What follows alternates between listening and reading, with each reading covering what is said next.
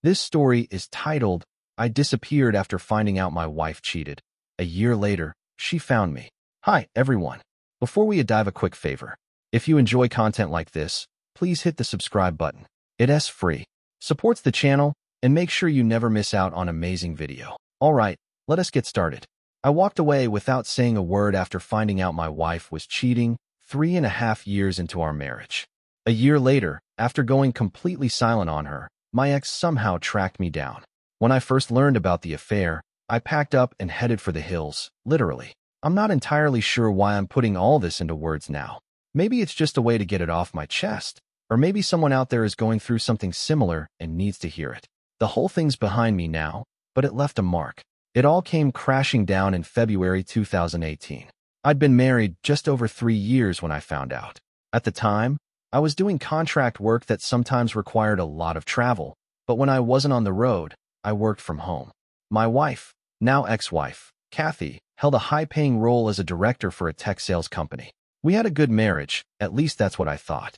Sure, things had been a bit tense lately. She was working longer hours, and I was in and out of town, but I still would have called it solid. Let me give you some background. We met 5 years ago at a cookout a mutual friend was hosting.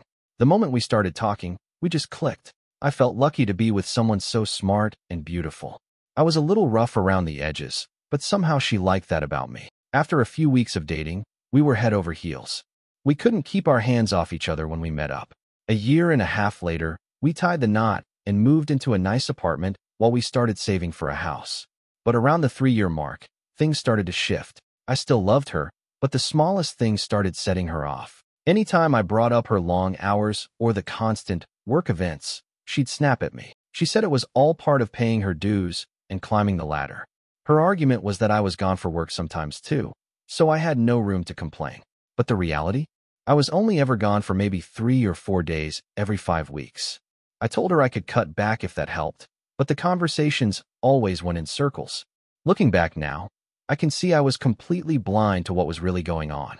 Apart from our dwindling sex life and her always being busy, I had no real proof she was stepping out on me. I just figured the job was draining her. Still, the rejection whenever I tried to be intimate was starting to eat away at my confidence. She had a work phone, so maybe the shady stuff happened there, but I never saw the suspicious late-night texts or weird behavior you hear about. She'd converted our spare bedroom into her home office and spent hours in there, even after work. By September 2017, her late nights started happening more often. First once a week, then 2 or 3 nights she'd be at a work function. I'm not the jealous type, but I knew she worked mostly with men, and people were bound to notice her. Still, she always seemed focused on her job.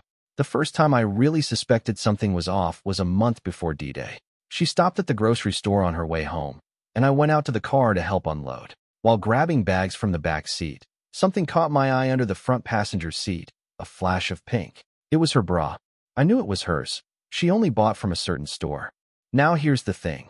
When Kathy's in the mood, taking her bra off is usually the first thing she does, and always under her clothes. Seeing it under the seat hit me like a punch in the gut. My stomach turned instantly. I had no idea what it was doing there, and honestly, I didn't even want to ask. When I brought the bags into the kitchen, my heart was racing so fast I could barely breathe. Kathy looked at me and asked if I was okay, said I looked like I'd seen a ghost. I brushed it off. I kept it all in. I didn't want her to know what I was thinking, didn't want to show how rattled I was. That night and the next day, I started piecing things together.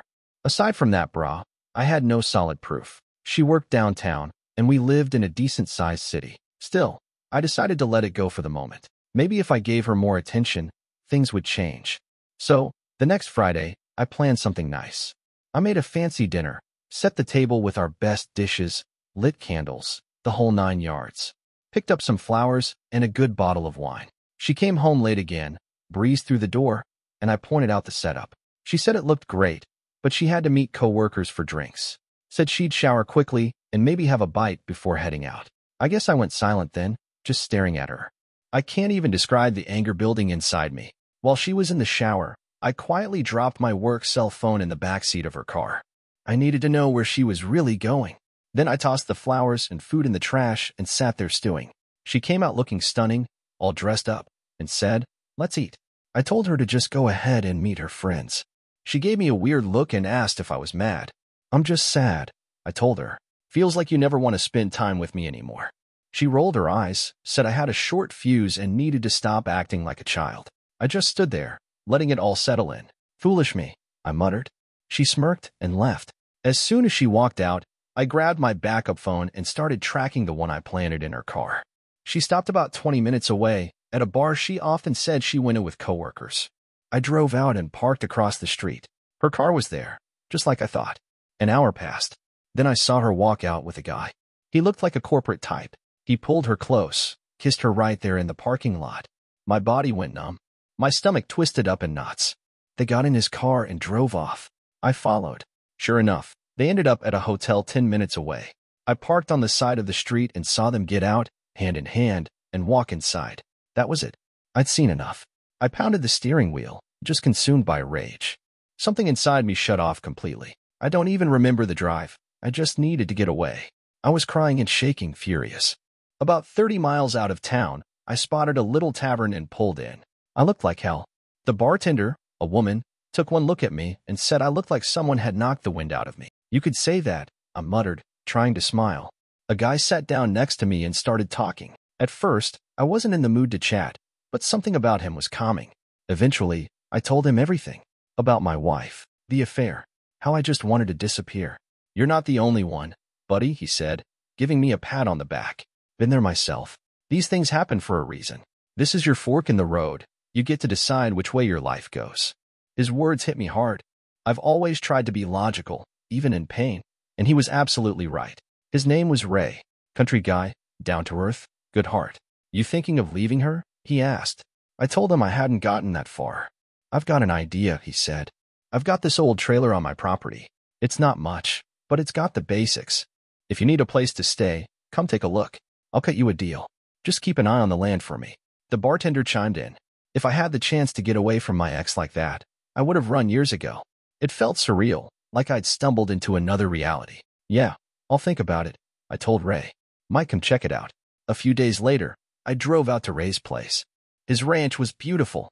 The trailer? Not bad at all, about 26 feet, fully set up. Reminded me of those carefree spring break trips back in college. Ray took me to the land he owned nearby. Tons of trees, peaceful, close to the foothills.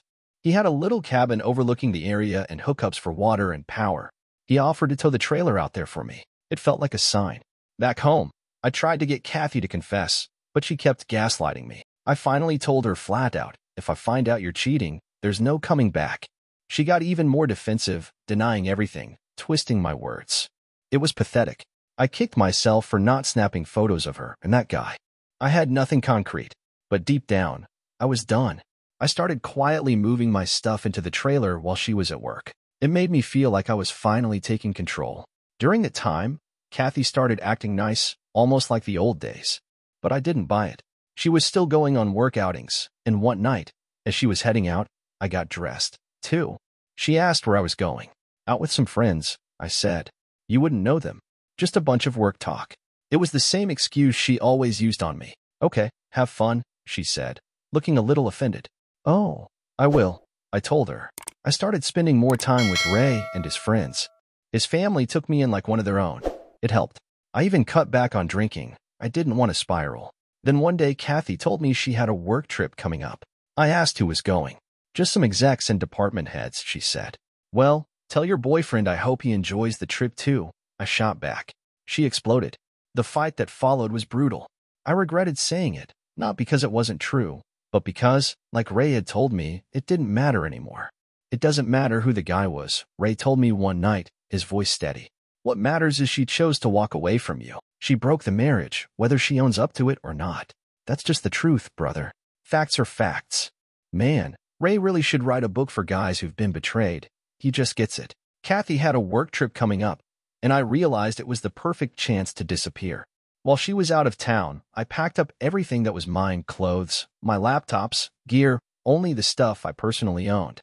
I didn't touch any of the shared furniture or items we bought together. Before I left, I thought about writing a long letter to explain everything, but in the end, I kept it short and sharp. I slipped my wedding ring off and left it with a note that simply said, "Hope it was worth it." Walking out of that apartment felt like I'd shed 100 pounds. The pain was still there, sure, but I was finally free. I knew it would take time to heal, and yeah, there was emotional baggage that would take a while to unpack, but I had finally taken the first step. I needed that break, time to be by myself, and get her out of my life quietly and cleanly. I wasn't proud that I didn't confront her directly. I never yelled or demanded answers. But honestly, I felt like she didn't deserve that from me. She threw away everything we'd built, our plans for a house, for a family, and for what? It was over. There was no coming back from this. I didn't owe her a thing anymore. Whatever came next, she could deal with it herself. I hadn't called a lawyer or made some grand plan. I just wanted to breathe again. And I did. The crisp air up in the hills, tucked away in that trailer, was exactly what I needed. That next week, I started running again, and for the first time in a long while, I felt alive. While Kathy was away on her business trip, she kept sending casual texts, stuff like "just landed" and "having dinner with the team." A couple of messages were more direct. "Where are you?" and "Why haven't you responded?" I didn't reply. When she came home and saw I was gone, my phone lit up like a slot machine, calls, messages, back to back. I ignored every one of them. Even her mom tried calling, but I didn't pick up. She never tried my dad, probably because we're not close and he's the only family I really talk to. She probably figured he wouldn't care, or worse, he'd tell her where I was. After about a week of silence, her messages took a more urgent tone. One read, "What is going on? We need to talk." Then, "I don't know what you think you know, but there's nothing going on. There's no affair." And then, finally, "I'm sorry things got out of hand. I was involved with someone from work. But you were gone a lot. I was busy. It just happened. I didn't mean for it to go that far." She called it a mistake. I had waited for that confession for so long, but now that I had it, all it did was make me hate her even more. If she had just been honest from the start. But no, she waited until the walls were already caving in to admit anything. And what did she call it? A mistake? Cheating for 6 months, 8 months, maybe even a year. That's not a mistake. That's a series of decisions. She kept texting after that, begging me to come home, asking if we could fix the marriage. Eventually, even the begging turned pitiful. I never responded. I didn't want her knowing where I was. I didn't want her tracking me down or showing up to destroy the peace I'd found. Then the messages turned nasty. "You're a coward. You won't even talk to me. You don't care about us. Just come home and we can talk. Where are you? I'll come to you. Paul, please. Let's make things right."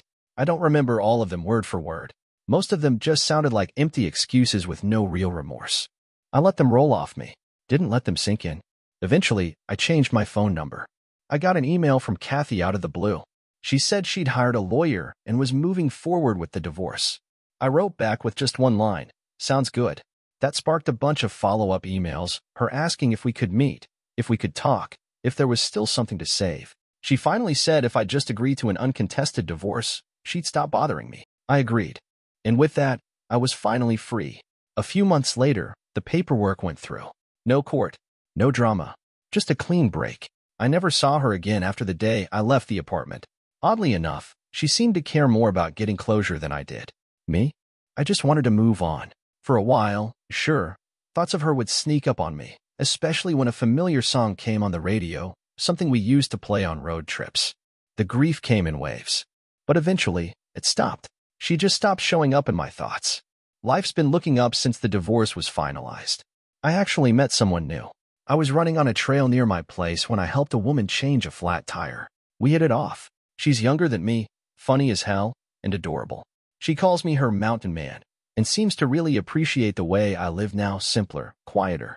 I'm not in a rush to get serious again, and I'm definitely not swearing off women altogether. But I'm taking things slow. I'm still living in the trailer, and honestly, I love it out here. Life feels lighter, easier.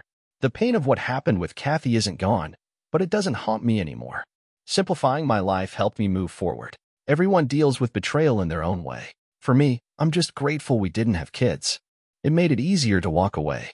If you're reading this and going through something similar, just know, you don't have to spend your life tied to someone who breaks your trust. Don't overthink it. Just keep going. One step at a time. Work on yourself, and it will get better. I promise. I've revised this post more times than I can count, but I also wanted to give one last update about my ex-wife. In my earlier posts, I mentioned I was nervous she might try to track me down. Well, last weekend, that fear came true. I was grabbing coffee in the nearby town, same spot I go to most weekends. I was just sitting there, using the free Wi-Fi to knock out some paperwork. Finished up, walked out, and then I heard someone yell, "Paul?" I turned my head, and there she was, Kathy, waving at me across the street. Just like that, it felt like the apocalypse had shown up. She ran across the road like she'd been rehearsing this moment. She walked right up to me, arms open like she expected a hug. My instincts kicked in. I raised my arms, palms out, like I was putting up a shield. She looked heartbroken, honestly. "I've been trying to find you," she said. "I heard you moved here. I've wanted to see you for so long. Can we talk?" I felt like an animal cornered in a cage. Eventually, I gave in. "Fine. We can talk for a minute." She asked if we could go back to my place. I shot that down immediately. Instead, we walked down the street and sat on a bench outside a little shop. She started with the compliments, said I looked different, that she liked my beard, said I'd gotten in shape, kept commenting on my body, how much I'd changed. She was dressed to impress, wearing a tight tank top and short white shorts, her hair pulled back just the way I used to like it. The charm was on full blast, but I kept my guard up. Then she got serious. She apologized for the affair. Said after I left, karma had come down hard on her. When the affair came to light at her job, things unraveled fast. The tension got so bad, she ended up resigning. As for the guy she cheated with, he was engaged at the time. He got dragged through the mud and was quietly shuffled off to another department. When he tried to blame everything on her, she snapped. Told his fiancée the truth. That relationship ended too. Right about then, she bowed her head and started crying. I didn't say a word, just sat there and stared out into the street. Then she looked up at me, eyes searching. "What do you want from me?" I asked. She told me she never meant to cheat. Said she got pulled into it by office politics and the need to get ahead. Claimed her affair partner used his influence to sway her. But she also admitted she wasn't innocent, she was using him just as much. She said that after I confronted her about cheating, she was going to come clean. That she started drinking after work to bury the guilt. Said she hated herself for what she'd done. She said when I left, it hit her like a truck. She felt stupid. Alone. Said it was like her heart exploded. She broke it off with the other guy right after I vanished. She said she came looking for me because I cut her off completely, wouldn't answer her texts, wouldn't talk to her. She said she just had to see me. She wanted to know if there was any chance to start over, even though the divorce was final. I just stared at her. Then I let her have it. "You don't get to show up here and undo everything you ruined," I said. "You think I'm just going to forget what you did? You think I'm going to pretend like you didn't blow up our marriage the second you stepped into that hotel with him? You destroyed everything we had." I could feel myself getting louder. People were starting to turn and look. She grabbed my arm and started crying again. She leaned into my shoulder, sobbing. I let her cry for a minute before gently pushing her away. "I deserve this," she whispered, looking up at me. "I know I do. But if nothing else, can I take you to dinner? I want to talk, really talk. I want to be honest this time. Please, Paul." She reached for my hand. "I love you. I know maybe you don't want to hear that, but I didn't realize how much I loved you until you were gone. You hurt me just by leaving the way you did, but I know I broke you first. I can't forgive myself, and I don't even want to, not until the day I die." She broke down again, gasping for air through the tears. I stood up, pulled her close, gave her a quick hug, just long enough to calm her down. At that moment, it hit me, her heart had broken just as hard as mine. It didn't excuse what she did, but I saw the pain behind it all. We walked around for a bit and found a quiet bench outside a small shop. When she'd calmed down, I asked, "How'd you even find me?" "You hire a private investigator." She shook her head and chuckled. "No," she said. "I ran into Stacy a few weeks back and asked how you were doing. Turns out Stacy hadn't meant to tell her anything, but Kathy kept pushing. Stacy finally admitted she'd seen me in town and gave just enough details for Kathy to start hunting. So you've just been coming around on your days off to try and find me?" I said, half laughing. "Damn it. Stacy can't keep a secret to save her life." Kathy blushed. We ended up grabbing dinner at this cute little spot with a patio. I made sure we both skipped the booze. I wasn't about to give her an excuse to get emotional or foggy. To my surprise, dinner went well. We actually had a decent conversation. When it was time to go, I walked her back to her car. She got emotional again. Told me she hadn't dated anyone since I left. Said I was the only one she ever wanted, and she pushed hard for me to stay longer. "No," I told her. "It's too soon for anything like that." She begged me to come back to her, but I didn't give an answer. I gave her my email, though. When she asked for my number, I told her straight up, "You'll blow it up with texts and calls." She cried again, but in the end, she respected that. Before she left, she said she'd email me about coming back to town the following weekend. As she opened her car door, I asked. Would you have forgiven me if I was the one who cheated? She paused, thought about it. Eventually, she said, if we went to marriage counseling, worked through it with real honesty, maybe even signed some kind of agreement. I nodded. All right, maybe I could do that. In 5 or 10 years. I'd wait, she said, if that's what it takes. Then she grabbed my hands, looked me dead in the eyes, and said, God damn it, Paul, I'll always love you. I'll do anything to prove that to you. Her words stuck with me long after she was gone. I could feel how much she meant them, but I still couldn't picture us getting back together. I wasn't even sure we could be friends. Not yet. Maybe someday. I went home, took a long run, cracked a cold beer, and sat on my porch, thinking about how far I'd come. Part of me wondered, could she undo the peace I'd built? I didn't know. But I did know one thing. I had time to figure it out. I wasn't rushing anything. This is probably going to be my last update. When I originally posted this story to Reddit, the mods kept taking it down. Here's the short version. I ghosted my ex-wife for over a year. She finally tracked me down, hoping for a second chance. And if you thought I'd be the type of guy to take her back with open arms, sorry to disappoint. She sent me this long email last week, pouring out her regret. Said she wanted to come stay with me for a weekend and talk more. You know what I did? I shut her down. I told her I had no interest in getting back together. That I was finally happy, living alone, enjoying my peace, keeping life simple. I'm 32 now. I'm not in a rush for anything. I've got my own plans. I've dated a few women since then, made a couple good friends. I told her in my reply, you made your choices. You broke the trust.